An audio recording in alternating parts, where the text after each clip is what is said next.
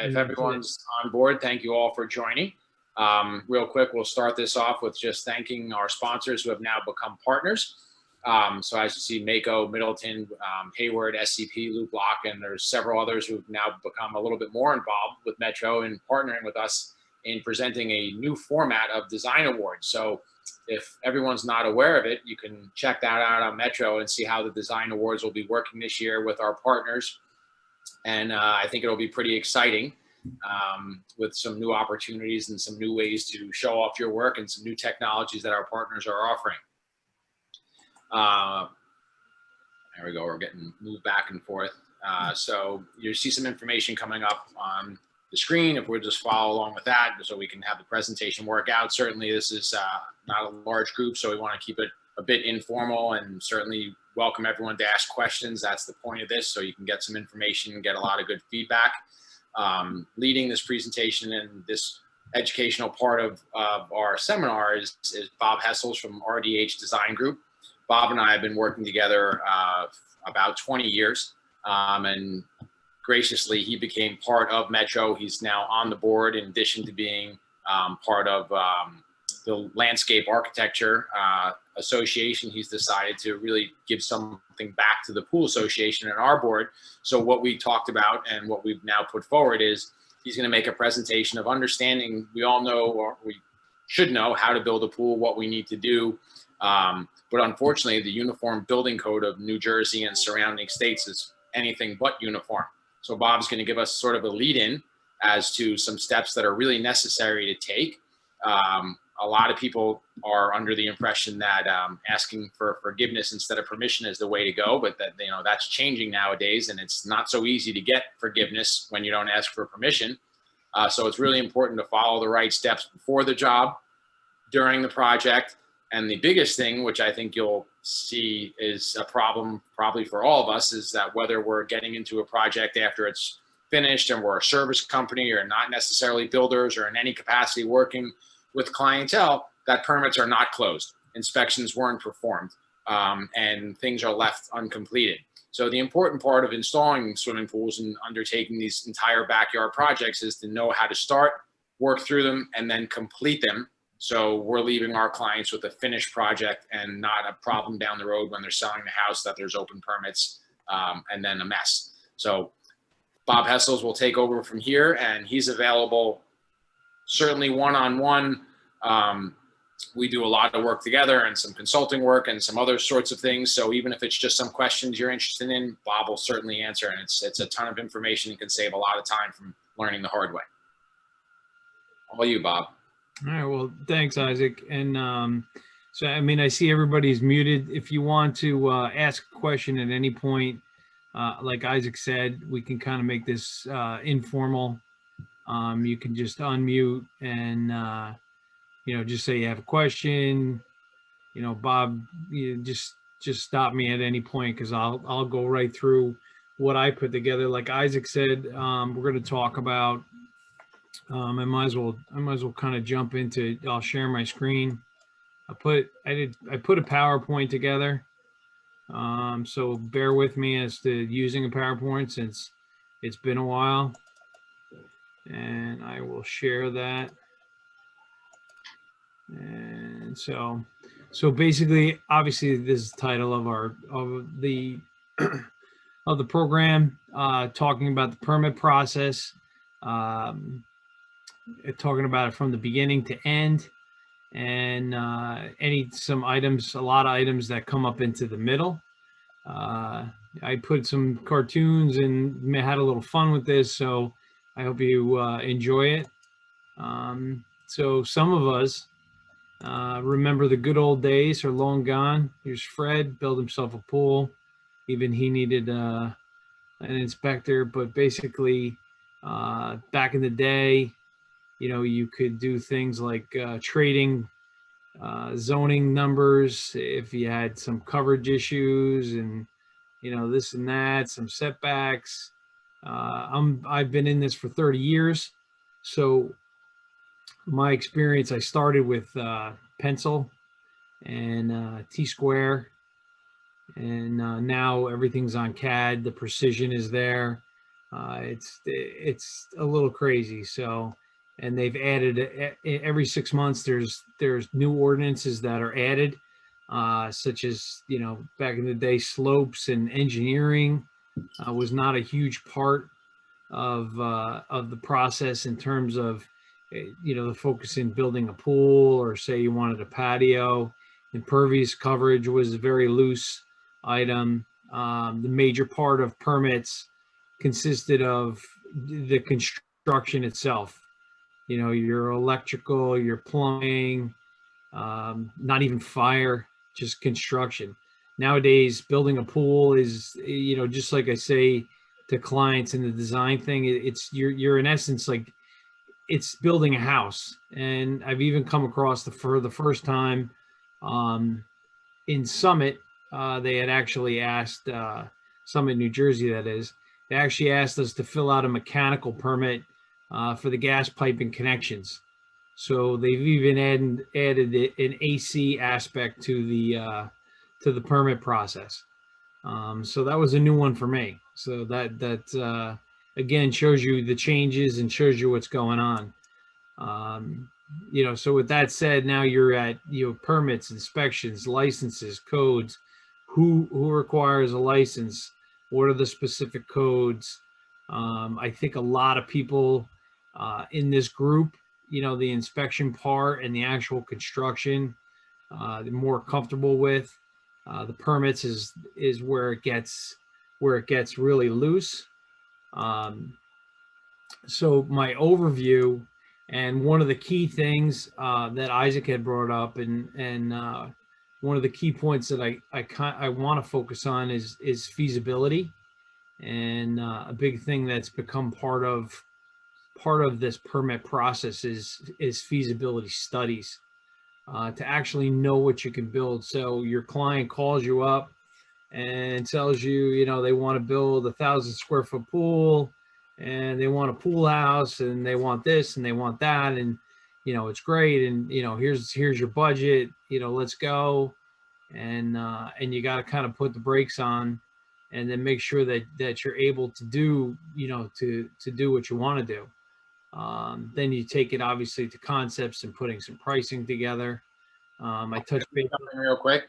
So exactly what Bob said. And we've worked together for a really long time. So the two of us collaborated on this a little bit. But whenever I go out to look at a new pool, the most important step that Bob performs, and I think what he's telling you is the feasibility study, because people can say, I want this, I want that, I want the other thing, and you can give them a price for it.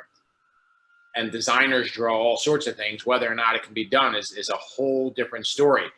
So to avoid, especially in these times, wasting a tremendous amount of my time, Bob's time, and the client's time, is the first thing that needs to be done is a feasibility study before you can have any sort of intelligent conversation of what can be done. So that's a very simple thing that a qualified engineer can take care of for you. And you can see people can rattle off forever of what they want, but if it just can't be done, understanding what can be done with the path of least resistance, and then going right into it, as Bob was saying, yeah, we can do all those things, but now we're going down the road of variances, of going in front of boards, of hiring attorneys, of assuming the cost of our attorney and the town's attorney. So that feasibility study that Bob does for me on every project is a huge time saver, and me understanding as the pool contractor what can be done, and asking me questions for things that aren't even possible are just a waste of everyone's time. All right, Bob. That's okay. So just to add that, I put in some, like I said, the concepts, pricing. One of the issues, again, Isaac and I have worked together for a long time, to still make sure that, that as far as selling pools and selling your projects, you get those clients set up with a concept, set up with a rough price. I mean, even if it's a ballpark, at least with a feasibility study, that you're putting it in the right place, you got the right size, and we'll go through that a little bit further. I touched base a little bit on collaboration, and then what Isaac had spoke about before, the project completion and permit closing, which actually has become a huge part too, in terms of this. So that will be the overall presentation. moving forward. So this is just a picture of a feasibility study. I'm going to show you a little bit close up on that. So when you get into this and you go to see a client for the first time, your most important document is your survey. I think that's the number one piece of information that you can obtain from a client. I mean, any paperwork that they have is great. Nowadays, and with COVID, obviously everybody's, pools are like the number one thing. Everybody wants to know they can have a pool. I'm moving from New York, the city, and I want to use my backyard. I need a pool. I need a pool. I need a pool. But you have to get a hold of that survey so we can conduct that. And then, the age of the survey and this other things come into play. So once you have the survey, you can put together your setbacks, your impervious coverage. These are like standards, steep slopes. Again, this goes back to the survey and how good that survey is. Does it show grading on there? Is it just a basic survey? I mean, I don't know how many times I've, seen clients, it's like a scrap of paper that they had folded up in their back pocket, and they're like, okay, here's our survey. And it's like, from 1970 or whatever, and it has like no updates and no anything. And, and then you have to track that information down. And that's one of the main items that we do. You come into tree removal, you come into unique site features, and when going back to your surveys. So I don't know if people get into this in our firm. What we end up doing is you'll do the initial stuff. We'll go to town. I'm just going to switch slides for 1 sec here. Hang on a sec. I'm going to stop share on this one and go back to, I want to share another screen with you just to, did I lose it?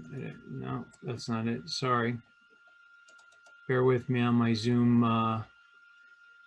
controls here. I think I lost the one I wanted to do.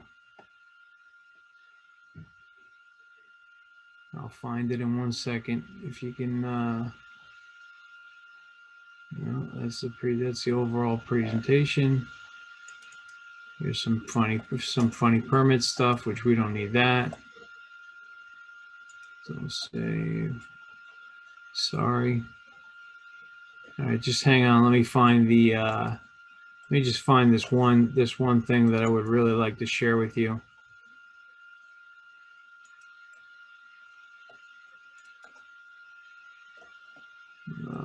Let's see, share. So we're back in there. I'm getting there. Everybody still with me? I think. Yeah, there we go. Okay. Sorry about my technical difficulties here. All right, so this was the study that was on the screen. That was in a smaller version. This is a little bit blown up. This is what I was talking about in terms of getting a hold of that survey. Again, there's steps to this. You need to go into your zoning maps, and you can find your zone. Obviously, you can call your zoning officer. Zoning maps are available online.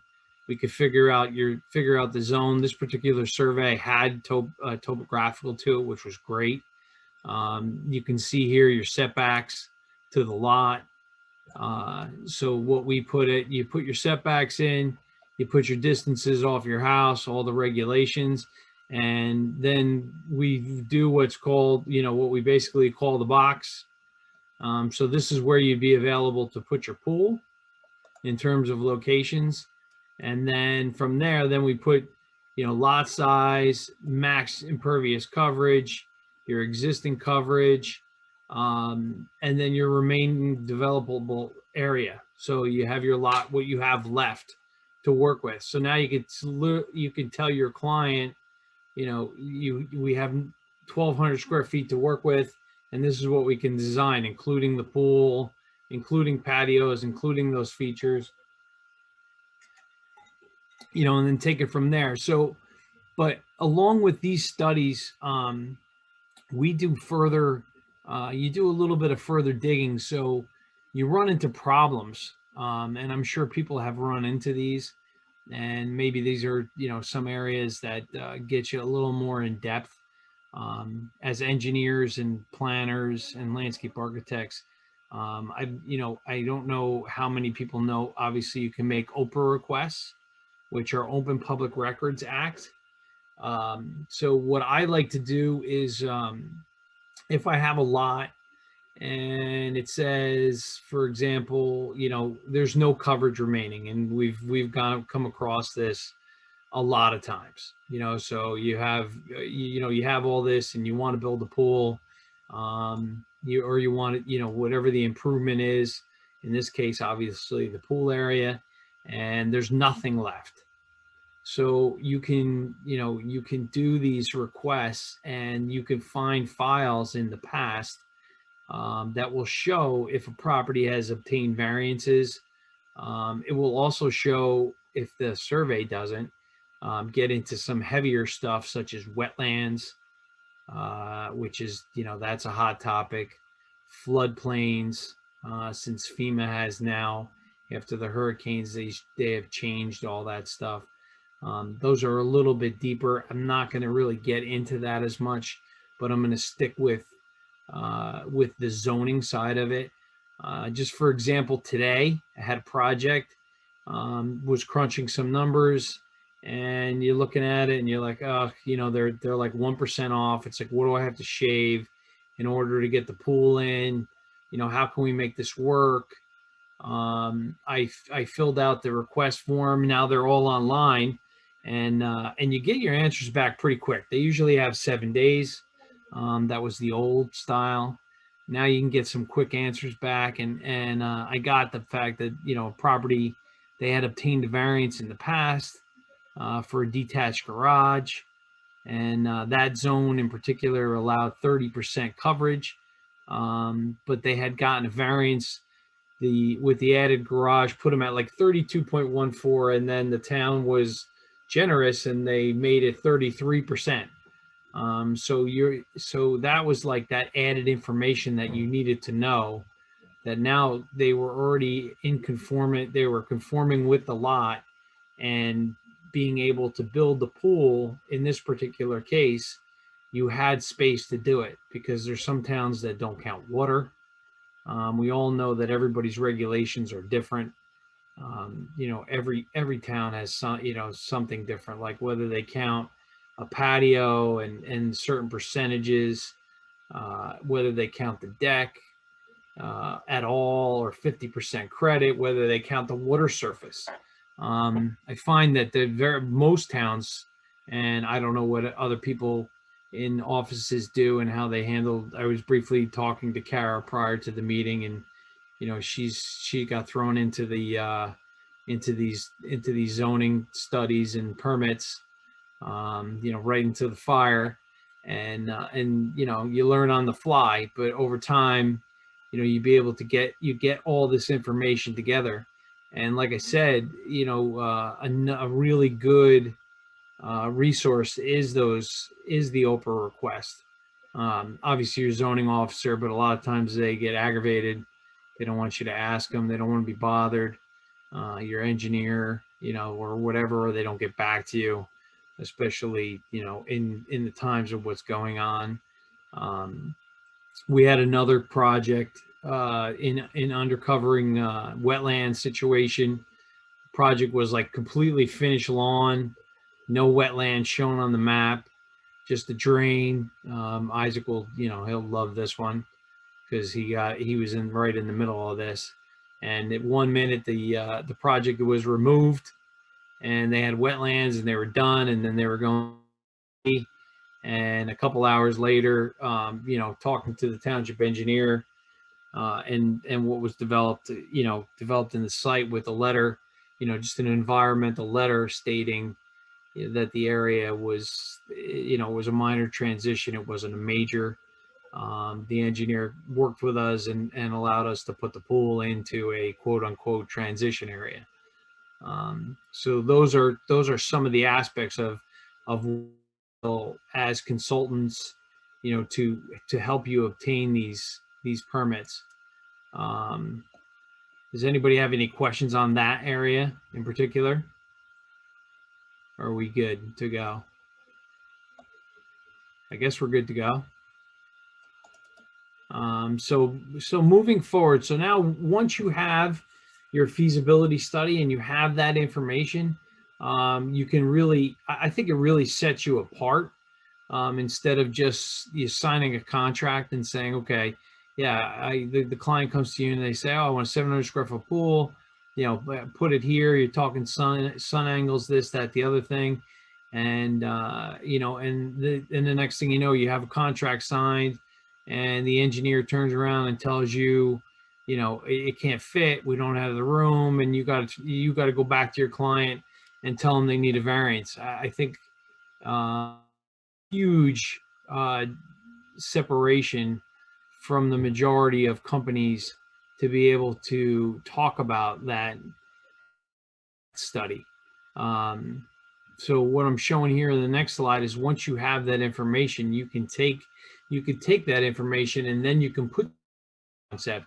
You can put your 700 square foot pool or 800 square foot pool into that box area and know confidently that you're going to be so you can give them a price and get that client to sign and move forward, and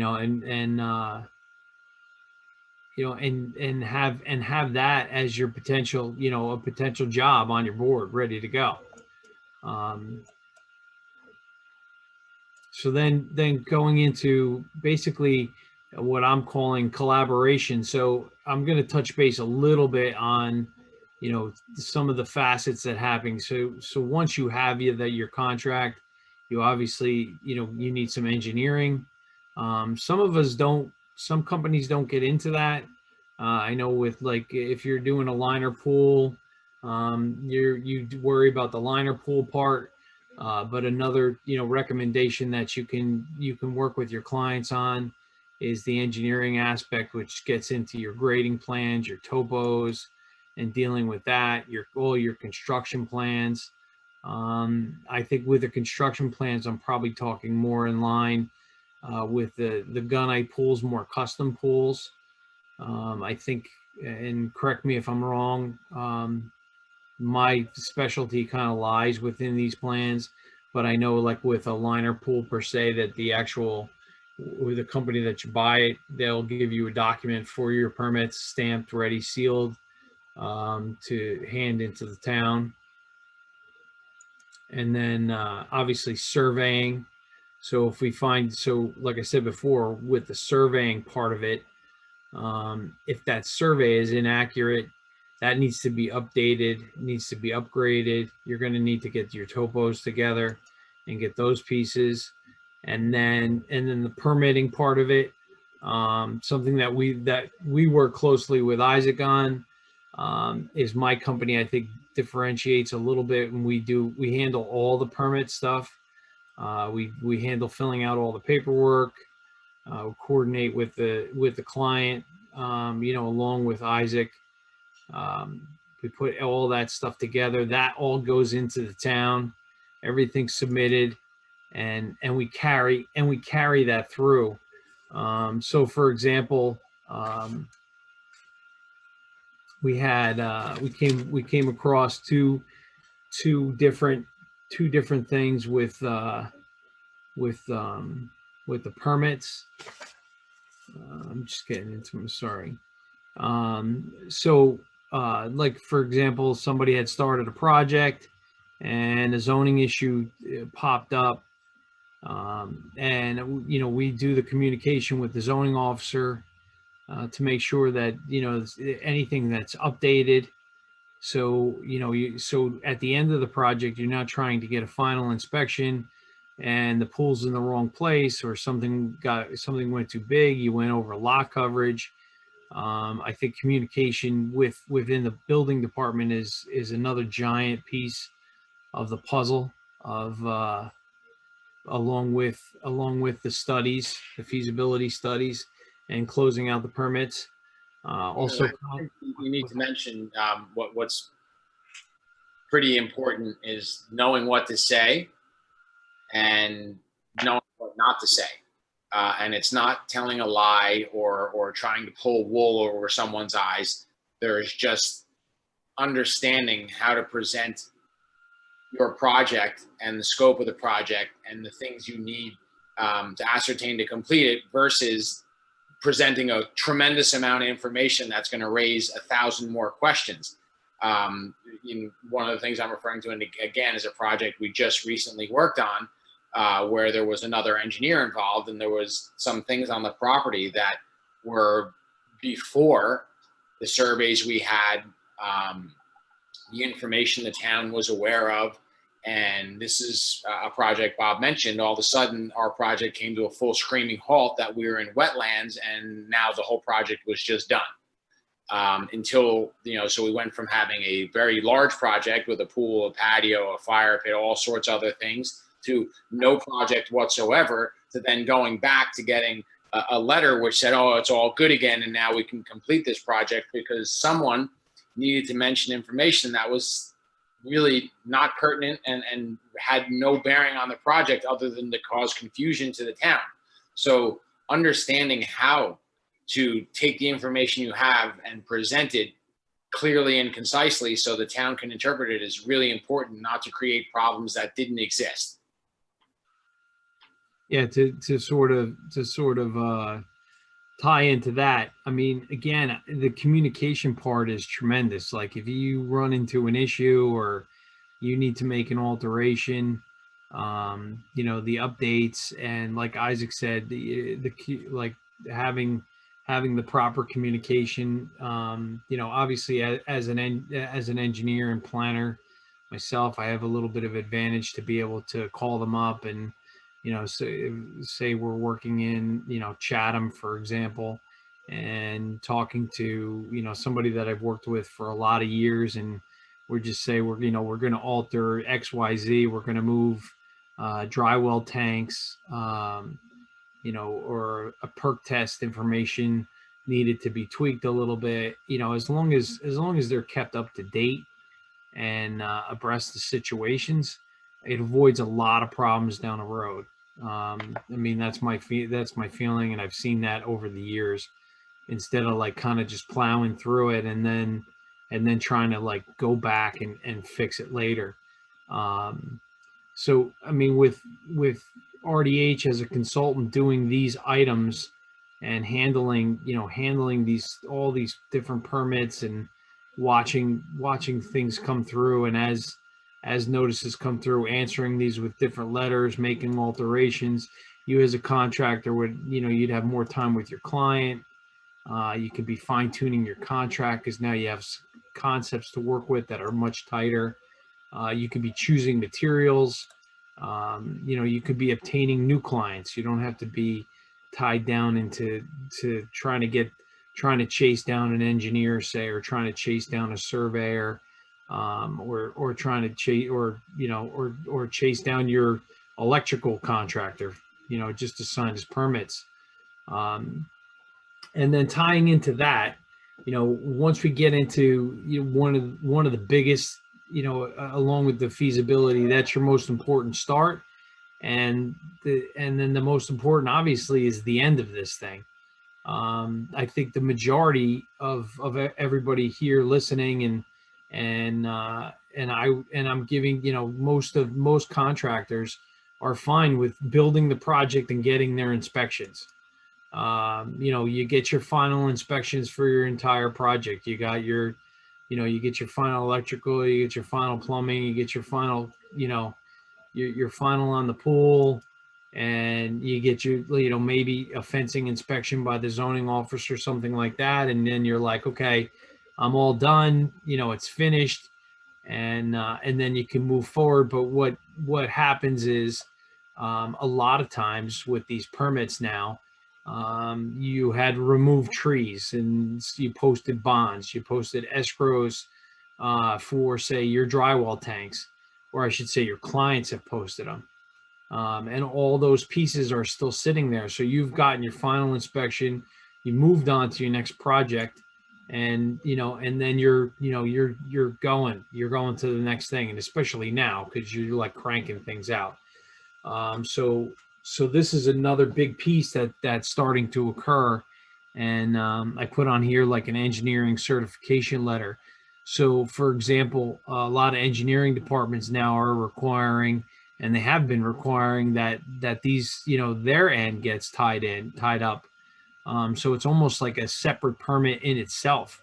So you not only have your construction permit, you now have an engineering permit, and tied to that engineering permit is there's money tied to that, to the client. Plus there's also, you have liabilities that you're tied to, and then final as-bills. So a lot of towns are requiring that you get a final as-built to make sure that the project is where it's supposed to be, that the coverage is where it's supposed to be. I've heard, to bring in some other things, just like not just getting your that as-built, when you're talking about that, when you call for a final inspection, if the inspector shows up and things aren't as built as the plan said, that becomes a pretty large problem. So if you've made some field adjustments or you made some changes, even though that's not changing coverage or having a large impact on the process, you need to have your architect, really your engineer, back on site to say, this is different, that's different, and the other thing is different. And when that's made clear to the town, the final inspection, they come, they look at it and go, oh, okay, all good. But if the town comes and you did not do that, that changes things dramatically as to why it was done. Now I need plans to show that it was done. Now I need to show different drainage layouts and different designs. So it's really important to know before you call for a final inspection, are all your ducks in a row? So that as-built needs to be done. So when you then make the application for a town for a final, what they come to see is actually what's on the plan, even though you might have thought it was a good idea to change something. Also, again, to tie into that, there's also situations where towns they'll come and do a final inspection, and you think you're done, finished. It's project's over. You're like, you got your final payment. A homeowner's been swimming in their pool, using their space, this or that, and it's like, they might get a letter in the mail and say, oh, you never closed. You never got us that final as-built. Like, they don't, they're not telling you some of these items. They'll say, oh, you didn't get the engineering certification, and then and they come back to you and they say, what's all this about? Or that, because that stuff you can handle. Some of the situations that we've come across, and that I've come across, is that people want to sell their house. So now you go to sell your house, and obviously they come in and do, and then the first thing they say is, oh, you never closed out, you never closed out your tree permit. You never verify, you never had the arborist come out and verify that the trees, that the landscape contractor put in X amount of trees. And unfortunately, and I say that, I guess I don't want to say tentatively, but unfortunately, as pool builders, you kind of get yourself, you're like a home builder. There's certain things that you have to do in order to just build the pool. You can't, sometimes you have like a GC and a big project and you can separate out the pool. But a lot of times, if the house is already there and you're doing the pool, the town is going to make you get these grading permits. They're going to make you get that tree permit. They're going to have the homeowner post, say they're going to town 6 trees. They're going to make them post an $1,800 bond. But your pool's done and your patio's done. And say you're not GC in the whole project, and they bring in another landscape contractor, and they just, that just sort of goes under the radar. And it goes under the radar until that house is being sold. So again, as far as like consulting goes, these are the things that we make sure that are closed. I mean, I would go to the one client that was trying to sell their house, and then they found out like the backyard, the engineering certification wasn't done. The tanks were put in a different location because there wasn't a lot of communication. Then the surveyor who did the original surveyor sold his business to another surveying company, and that surveying company couldn't find the survey, and they wouldn't close it out. And then finally, we had a meeting and sat down with the engineering department, and they allowed my firm to be able to do the as-built drawings and put this together and get a certification letter, and then allow them to be able to finally like close this thing out Yeah, and right. get. So Yeah. basically, what Bob's saying to you is just because you're done and you walked away, um, isn't the end of the project. I mean, you need to be sure you're done, your permits are closed, you're finished. So now, 4, 5, 6, 7 years later, you're not trying to get information that's no longer easily gotten, and the project can be closed. Now you're dealing with a problem. So finishing the project is just as important as every other part. Get it done, get your final inspections, close your permits, and then you're done with the project. Because if the town has escrow money, I mean they barely even tell. They don't even tell homeowners. I mean, there's thousands and thousands of dollars. Like that, I was going into that one particular job. They ended up getting like $2,600 back in escrow money after it was all closed. That was just sitting there. That would have just, I guess, if they just stayed there for 10 more years, the money would have just stayed at some point. But again, like Isaac said, you got to make sure that all those things are tied in. And as pool builders, a lot of times you get caught up into having to do all of these pieces that you don't that aren't your specialty.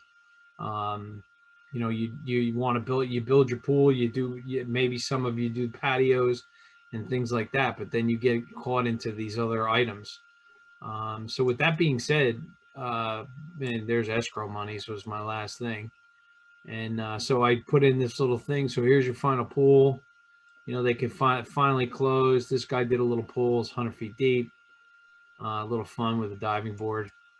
And then, just do you have any questions?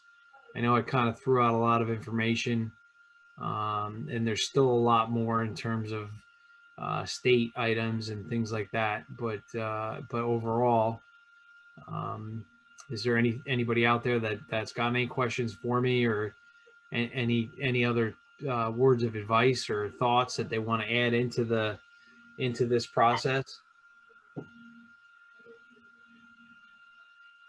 Bueller. Bueller. So I guess, I mean, with that said, you can email me if something pops up. I could provide these slides and some information, and then you could just shoot an email for more questions. Um, so basically that's it. All right. Well, Bob, we really appreciate all the information.